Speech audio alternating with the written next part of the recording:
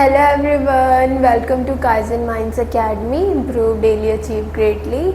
तो class 12th business studies में हमने चैप्टर 2 स्टार्ट किया था जिसमें हम हेनरी फ्योल पढ़ चुके थे एंड टेलर के साइंटिफिक मैनेजमेंट प्रिंसिपल्स 4 जो होते हैं वो भी हम कवर कर चुके थे। आज की क्लास में हमें समझना है साइंटिफिक मैनेजमेंट टेक्निक्स क्या होती हैं, डिटेल में समझेंगे, विद एग्जाम्पल समझेंगे। So without any further delay let's begin.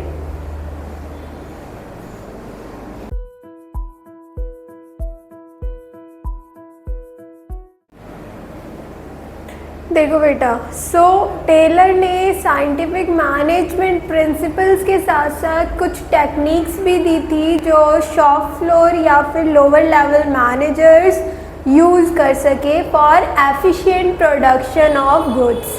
ठीक है, ये टेक्निक्स क्या थी, जिसमें पहली टेक्निक है आपकी functional foremanship. First of all आपको पता होना चाहिए फोरमैन क्या होता है। तो foreman is a person who is directly connected with the workers of the factory. आपको पता है ये जितनी भी साइंटिफिक मैनेजमेंट टेक्निक्स या प्रिंसिपल बने थे ये वर्कर्स को ऑब्जर्व करके बने थे, फैक्ट्री लेवल पे या लोअर लेवल पे बने थे, राइट।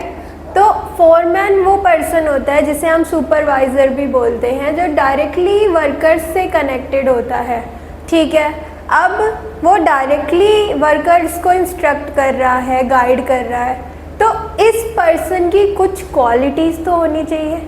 तो टेलर ने सजेस्ट किया था कि there should be some qualities in a foreman. वो क्वालिटीज़ क्या होनी चाहिए? He should be intelligent, educational, tactic, great, judgemental होना चाहिए, उसे जज करना आना चाहिए what is to be done and when to be done. ठीक है, उसके बाद he should have a special knowledge, manual dexterity, energy, honesty and good health. अब ये इतनी सारी क्वालिटीज़ किसी एक पर्सन में तो नहीं हो सकती, right.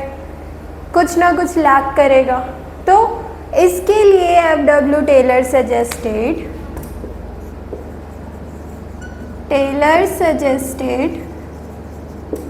that there should be 8 specialists over the workers, supervising the workers या subordinates। ठीक है, there should be 8 specialists। ये 8 लोग जो होंगे वो अपने अपने काम में एक्सपर्ट होंगे। फॉरमैन की जो क्वालिटीज़ है, जो रेलेवेंट क्वालिटीज़ उनके लिए चाहिए वो होंगी, and the planning and production shall be separate. कहने का मतलब ये है कि जहाँ हम प्लान कर रहे हैं वहीं हम प्रोडक्शन भी ना करें। There should be different department for planning and production. ठीक है, तो इसके बेसिस पे हम एक फ्लो डायग्राम बनाएंगे। देखो, एक प्यारा सा फ्लो डायग्राम बनाते हैं। सबसे ऊपर आएगा आपका, यहाँ से बनाते हैं, we need space, factory manager. ठीक है, this is the highest position at lower level management. ठीक है, इसके अंडर आएंगे आपके वर्कर्स नहीं, बेसिकली इंचार्ज। कौन इंचार्ज आएंगे? देखो, अब हमने 2 सेपरेट हेड बना दिए बेटा, इसको और बड़ा कर लेते हैं यहाँ से। एक प्लानिंग इंचार्ज होंगे, दूसरे प्रोडक्शन इंचार्ज।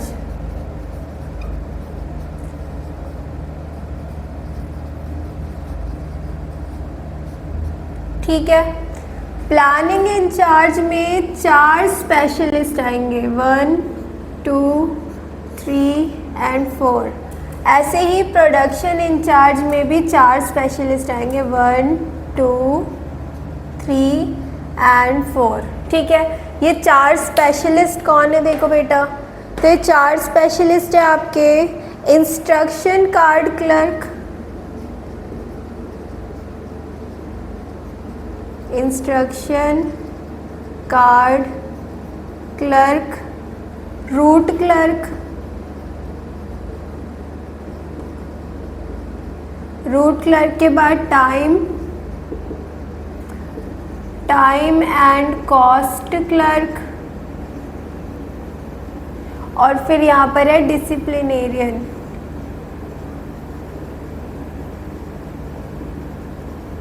डिसिप्लिनेरियन, ठीक है, ये हो गया आपका बेटा जी प्लानिंग डिपार्टमेंट, प्लानिंग इंचार्ज। ये जो 4 एक्सपर्ट है ये प्लान करने का काम करेंगे, ठीक है, कि काम किस तरीके से होना है, what will be the step by step the standard set करेंगे, ठीक है, कॉस्ट कितनी लगेगी, अभी पढ़ेंगे हम डिटेल में इनके बारे में। उसके बाद प्रोडक्शन इंचार्ज में आपके कौन आते हैं, प्रोडक्शन इंचार्ज में आपके आते हैं बेटा जी स्पीड बॉस,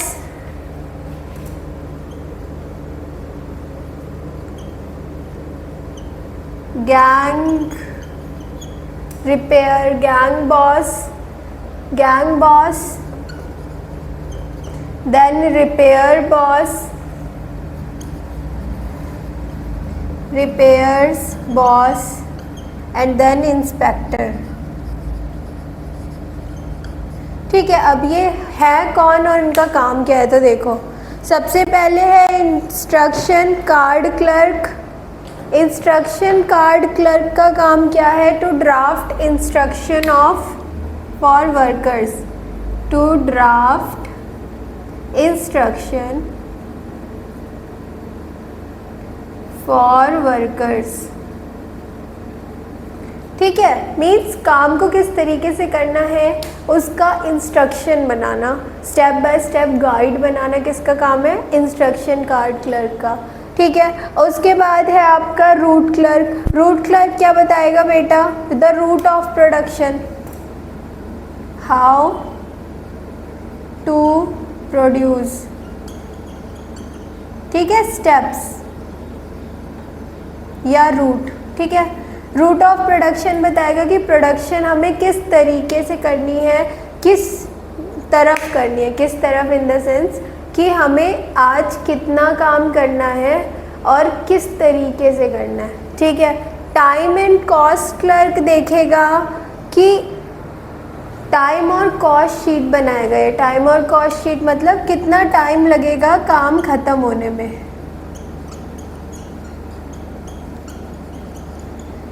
कि कितना टाइम, हाउ मच टाइम और कॉस्ट लगेगा एक प्रोडक्शन की साइकिल को ख़त्म होने में। ठीक है, मतलब एक प्रोडक्ट को बनाने में कितनी कॉस्ट लगेगी, उसे कैसे मिनिमाइज़ कर सकते हैं, वो सब कौन सोचेगा, टाइम एंड कॉस्ट क्लर्क। ठीक है, वो ये डिसाइड करेगा कि आज के 9 to 5 या ऐसे कहे आज के 12 आवर्स में या 8 आवर्स में आपको इतना काम करना है और उसका इतना खर्चा लगेगा। ठीक है, उसके बाद है डिसिप्लिनेरियन। इसका काम क्या है, to maintain discipline in the factory, कि फैक्ट्री में डिसिप्लिन बना रहे, to maintain discipline in the factory. ऐसा नहीं है कि कोई कुछ भी कभी भी आ रहा है, ठीक है, जो उनको सेफ्टी गियर्स दिए हैं वो नहीं पहन रहे, बिना सेफ्टी गियर्स के काम कर रहे हैं मशीन्स पे, वो तो गलत है ना बेटा जी। ठीक है, तो डिसिप्लिनेरियन का काम क्या है, to manage, to ensure discipline in the organisation. ठीक है, ये तो हो गए आपके प्लानिंग इंचार्ज, जो प्लानिंग का काम करेंगे, जिनको प्लान करना है। ग्राउंड लेवल पे काम कौन करवाएगा, वो है आपके प्रोडक्शन इंचार्ज। ठीक है, तो प्रोडक्शन इंचार्ज में आपका स्पीड बॉस है, गैंग बॉस है, रिपेयर बॉस है एंड इंस्पेक्टर है।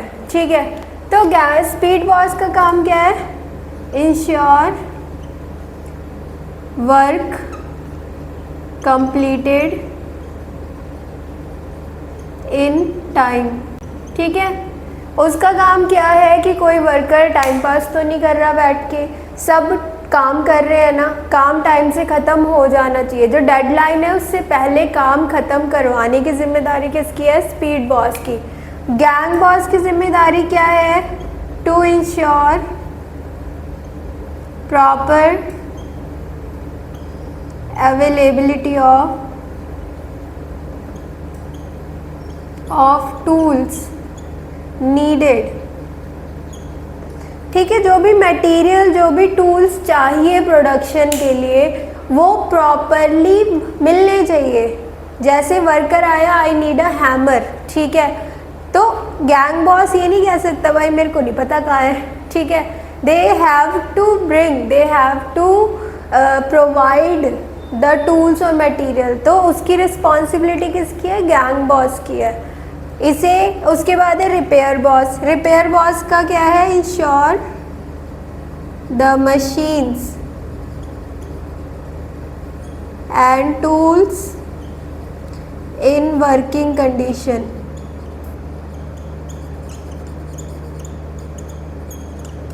ठीक है, कि जो मशीन है, जो टूल्स यूज़ हो रहे हैं वो वर्किंग कंडीशन में होने चाहिए। उनकी टाइम टू टाइम मेंटेनेंस कराना किसकी रिस्पॉन्सिबिलिटी है? रिपेयर्स बॉस की।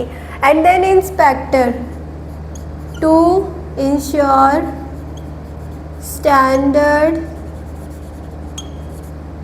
Standard quality of goods. ठीक है, इंस्पेक्टर का काम क्या है कि जो भी प्रोडक्शन हो रहा है वो उसकी क्वालिटी अच्छी है, जैसी होनी चाहिए, जो स्टैंडर्ड है क्या वो मेट हो रहे हैं। अगर नहीं हो रहे हैं तो किसकी रिस्पॉन्सिबिलिटी है? कौन ठीक करवाएगा? ये बताएगा, ये फिर से प्लान करेंगे और उसके अकॉर्डिंग ये काम करेंगे और वर्कर्स ठीक करेंगे। अच्छा, इसके नीचे ना एक और चीज़ आएगी, उसके लिए स्पेस बचा नहीं, ठीक है। इसके नीचे कुछ नहीं है, मैं यहाँ ऊपर बना देती हूँ, कंफ्यूज बिल्कुल मत होना। 8 है ना ये, 1 2 3 4 5 6 7 8, ठीक है। अब ये जो 8 लोग हैं ये किसको इंस्ट्रक्शन देंगे? ये इंस्ट्रक्शन देंगे वर्कर्स को, ठीक है। ये वर्कर्स, इन 8 लोगों के जो सबऑर्डिनेट है वो कौन है? वर्कर्स हैं, ठीक है। तो इन 8 एक्सपर्ट, इन 8 एक्सपर्ट्स को वर्कर्स से काम करवाना है, ठीक है। तो ये हो गया आपका फंक्शनल फॉरमैनशिप की there should be 8 specialist, 4 in each department, planning and your production, ठीक है। इसके बाद नेक्स्ट देख लेते हैं।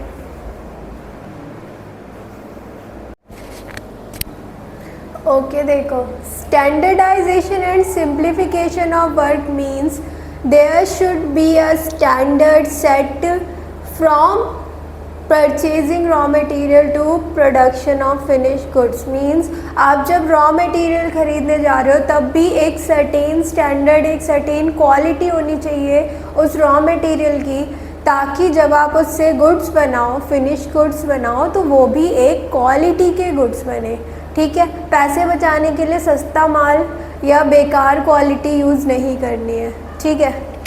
तो स्टैंडर्डाइजेशन में क्या है? There should B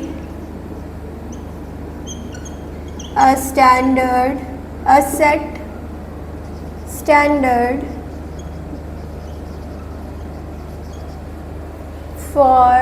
from raw materials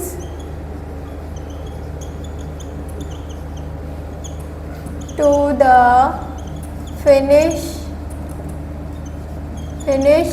goods, ठीक है। अब स्टैंडर्ड का मतलब क्या हो गया? स्टैंडर्डाइजेशन का मतलब क्या हुआ? या स्टैंडर्ड्स जैसे standard in terms of quality,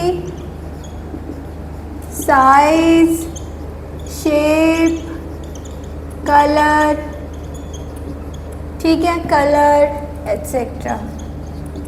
उसके बाद उन्होंने कहा कि स्टैंडर्ड आपने सेट कर दिया, उसके बाद आपको क्या करना है, सिंप्लीफिकेशन करना है।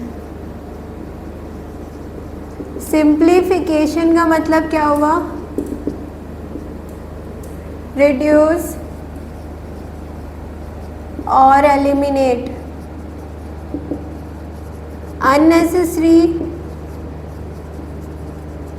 Unnecessary tasks. ठीक है, जो भी अननेसेसरी टास्क है उन्हें रिड्यूस या एलिमिनेट किया जाए, जिनकी नीड भी नहीं है। ठीक है, फालतू में काम को कॉम्प्लेक्स नहीं बनाना है, keep it simple, keep it short. ठीक है, जिस भी वर्कर को आपने जो भी टास्क दिया है आप उसको क्लियरली एक्सप्लेन करो और कम से कम मूवमेंट के साथ वो टास्क कंप्लीट हो जाए। ठीक है, इसका ध्यान रखना है। रिड्यूसिंग नो अननेसेसरी डाइवर्सिफिकेशन,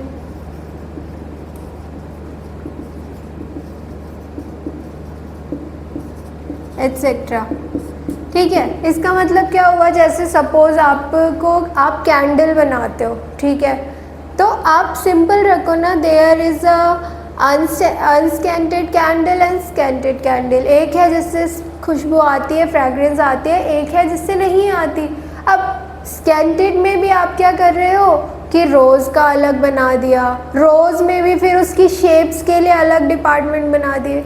नहीं, इतना ज़्यादा अगर आप डाइवर्सिफाई करोगे अपने प्रोडक्ट को तो आप प्रोडक्ट को उतना अच्छे से सेल नहीं कर पाओगे, एफिशिएंटली वर्कर्स काम नहीं कर पाएंगे और आपके गोल्स मेट नहीं हो पाएंगे।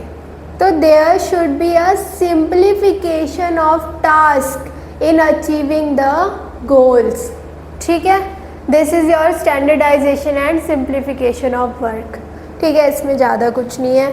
इसमें मैनेजर को स्टैंडर्डाइज मेथड यूज़ करने चाहिए, जैसे आपका motion study, work study, fatigue study, जो हम नेक्स्ट पढ़ेंगे। नेक्स्ट मतलब इसके बाद पढ़ेंगे, थर्ड के बाद। थर्ड हम पढ़ते हैं बेटा जी डिफरेंशियल पीस वेज सिस्टम।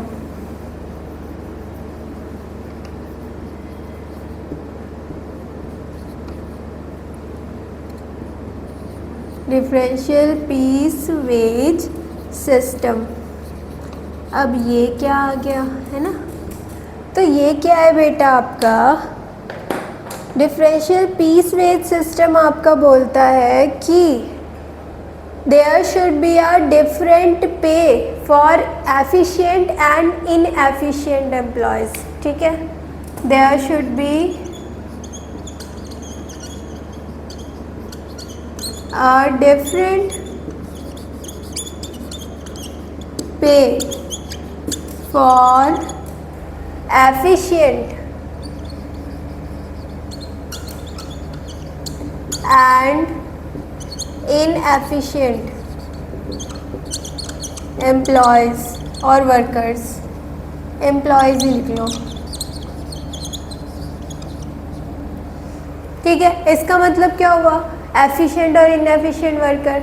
दो वर्कर थे, राम और श्याम। ठीक है, राम जो था टाइम से आता था, जितना टास्क उसे दिया जाता था, जितना मतलब टी शर्ट बना रहे थे, सपोज 100 टी शर्ट डे की बनानी होती थी। ठीक है, वो टाइम से आता था, अपनी 100 टी शर्ट्स, कभी कभी 110 120 टी शर्ट्स भी एक दिन में वो बना लेता था। वही शाम था, अक्सर लेट आता था। ठीक है, और वो 100 टी शर्ट का टारगेट भी पूरा कभी कभी मतलब मोस्टली नहीं कर पाता था, 80 90 95 ऐसे बनाता था, 60 70। तो आप बताओ क्या दोनों का वेज इक्वल होना चाहिए? एक है जो फुल मेहनत करके ऑनेस्टी के साथ सारा काम कंप्लीट कर रहा है, एक है जो सिर्फ आ रहा है, जितना काम कर सकता है उतना कर ले रहा है एंड देन चला जा रहा है। ठीक है, तो क्या इन दोनों का जो सैलरी है या इनकम है या जो वेज है वो सेम होना चाहिए क्या? ऑब्वियसली नहीं। इसको मोटिवेशन कैसे मिलेगा? राम को मोटिवेशन कैसे मिलेगा या शाम को मोटिवेशन कैसे मिलेगा कि मुझे और बेटर करना चाहिए है, या राम को मोटिवेशन कैसे मिलेगा कि मैं जैसे कर रहा हूँ मुझे वैसे ही करना चाहिए अगर दोनों की सैलरी सेम होगी तो। Suppose this person Ram is getting 5000 and Shyam is also getting 5000।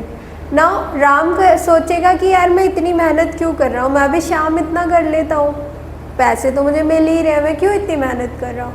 तो मोटिवेशन को बनाए रखने के लिए एफिशिएंट वर्कर्स और अच्छे से काम करें, इनएफिशिएंट वर्कर्स उनको देखकर बेटर काम करें। इस वजह से there should be a differential piece wage system in an organisation at lower level. Lower level की बात हो रही है यहाँ, ठीक है। जैसे बोनस, इंसेंटिव्स, ये सब हम एफिशिएंट वर्कर्स को दे सकते हैं, ठीक है। इससे क्या होगा, जो एफिशिएंट है वो एफिशिएंसी से काम करेंगे, अच्छे से काम करेंगे, और जो इनएफिशिएंट वर्कर है वो मेहनत करेंगे बोनस और इंसेंटिव्स के लिए, जिससे प्रोडक्शन अच्छे से होगा, एफिशिएंटली और इफ़ेक्टिवली काम होगा, ठीक है। This is your differential piece wage system. ये सारी चीज़ें आपकी बुक में है, you go and read there as well. Book नहीं पढ़ोगे, मेरा पढ़ाने का कोई बेनिफिट नहीं है, you should read the book also, ठीक है, क्योंकि आंसर आपको लिखने हैं बेटा, ठीक है। उसके बाद क्या है देखो, उसके बाद है मेंटल रेवोल्यूशन। मेंटल रेवोल्यूशन, अच्छा मेंटल रेवोल्यूशन हमने एक जगह और पढ़ा था, किसी को याद है? कहाँ पढ़ा था बेटा? याद करो याद करो याद करो। मेंटल रेवोल्यूशन हमने पढ़ा था, कहाँ पढ़ा था? मेंटल रेवोल्यूशन बेटा हमने पढ़ा था, हमने मेंटल रेवोल्यूशन का कंसेप्ट पढ़ा था साइंटिफिक मैनेजमेंट प्रिंसिपल में, जहाँ पर लिखा था हार्मनी नॉट डिस्कॉर्ड, ठीक है। हमने क्या पढ़ा था? There should be a complete change in the attitude of management and employees towards each other, ठीक है। This is what is mental revolution, a complete change of attitude,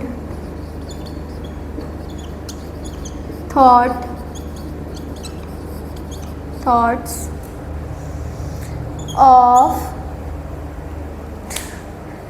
these pens, I'm telling you, thoughts of management and employees, workers towards each other, ठीक है। यही पढ़ा था कि management and workers दोनों का एक दूसरे के प्रति नेगेटिव एटीट्यूड होता है। वर्कर्स, एम्प्लॉयज सोचते हैं कि मैनेजमेंट उनके बारे में नहीं सोचती, they only think about the business, the organisation, the goals, and वो हमसे ज़बरदस्ती ज़्यादा काम करवाने की कोशिश करते हैं। They think that we are machines, they have no emotions, ठीक है। इसलिए हम उतना ही काम करेंगे जितनी हमें सैलरी मिल रही है। We will not give our 110%, we can survive in 80%, we will do 80%, ठीक है। मैनेजमेंट क्या सोचती है? एम्प्लॉयज़ काम नहीं करना चाहते, वो कोशिश ये करते हैं कि कम से कम काम करके ज़्यादा से ज़्यादा अर्न कर सके, और उनसे काम करवाने के लिए हमें स्ट्रिक्ट होना ही पड़ेगा, ठीक है। अगर हम स्ट्रिक्ट नहीं होंगे तो गोल्स अचीव नहीं होंगे। तो ये जो माइंड, जो ये थॉट है, इस थॉट को कम्प्लीटली एलिमिनेट करना, चेंज करना, एक दूसरे पे ट्रस्ट करना, कोऑर्डिनेट करके यूनिटी के साथ काम करना is what is mental revolution. Thought में चेंज लाना इज़ मेंटल रेवोल्यूशन, ठीक है। समझ आ गया। इसके बाद एक और बचा है, वो पढ़ लेते हैं हम। ओके देखो, आपका फिफ्थ और लास्ट मेथड है work study. Work study means जो प्रोडक्शन का काम हो रहा है उसकी स्टडी करना ताकि मैक्सिमम प्रोडक्शन हो सके at minimum cost and time with maximum या एफिशिएंट यूटिलाइजेशन ऑफ फैक्टर्स लिखते हैं, फैक्टर्स ऑफ प्रोडक्शन। अच्छा, किसी को पता है what are the factors of production? Land, labour, capital को के से डिनोट करते हैं बट हम यहाँ पे कैपिटल ही लिख देते हैं। लैंड, लेबर पूरा लिखना पड़ेगा क्या? लेबर, कैपिटल, ठीक है। Land, labour, capital R your factors of production, ठीक है। इनको एफिशिएंटली हम क्या करते हैं, हमें ये समझने की ज़रूरत है कि जो भी प्रोडक्शन का काम है उस काम को किस तरीके से किया जाए कि मैक्सिमम प्रोडक्शन हो सके, मिनिमम कॉस्ट और टाइम लगा के, और जो भी फैक्टर्स हमने लगाए हैं, जो ज़मीन, जो मशीनरी, जो टाइम, जो लेबर, जो कैपिटल, उसको हम एफिशिएंटली यूज़ कर सके, ठीक है। उसकी स्टडी को हम बोलते हैं वर्क स्टडी। वर्क स्टडी में हम 4 चीज़ें देखते हैं बेटा, इसको लास्ट में करेंगे। हम स्टार्ट करते हैं मेथड स्टडी से। मेथड स्टडी में हम कोशिश ये करते हैं कि जो भी टास्क हमारे हाथ में है, जैसे सपोज़ हमें बुक्स बनानी है, ठीक है। अब बुक बनानी है, बुक के लिए हमें रॉ मटेरियल चाहिए, सब चीज़ें चाहिए। तो एक बेस्ट पॉसिबल मेथड, पॉसिबल तरीका क्या हो सकता है जिससे हम एफिशिएंटली बुक्स बना सकें, ठीक है। Study to find out the best possible way to do a work, job और टास्क, ठीक है। तीनों में से कुछ भी बोल दो। किसी टास्क को करने का बेस्ट पॉसिबल वे क्या हो सकता है, उसके लिए स्टडी करना इज़ मैथड स्टडी, ठीक है। मैथड स्टडी समझ में आ गया। फॉर एग्ज़ाम्पल अगर एक कार डिज़ाइन करनी है, एक कार बनानी है, तो उस कार को बनाने का बेटर तरीका क्या है? असेंबली मेथड है, ठीक है, कि लाइन से ऐसे पार्ट्स आ रहे हैं और वो फिट होते जा रहे हैं ऐसे स्टेप बाय स्टेप मशीनें लगा रखी है, लाइन से ऐसे पार्ट्स आ रहे हैं। मतलब पहले आपने एक स्ट्रक्चर बना दिया, वो थोड़ा आगे आया, उसमें पार्ट फिट हुआ, फिर आगे आया, फिर दूसरा पार्ट फिट हुआ, ऐसे करते करते करते करते एंड में कार बन के निकल गई। तो बेस्ट तरीका है, उससे जल्दी काम होगा, ठीक है। तो बेस्ट मेथड ढूंढना। उसके बाद हम पढ़ते हैं टाइम स्टडी, मोशन स्टडी। चलो टाइम पढ़ लेते हैं। टाइम स्टडी में क्या है? Effective utilisation of time means unnecessary, 1 second okay देखो, टाइम स्टडी में हम क्या देखते हैं? इफेक्टिव यूटिलाइजेशन ऑफ टाइम, जिसमें हम क्या करते हैं?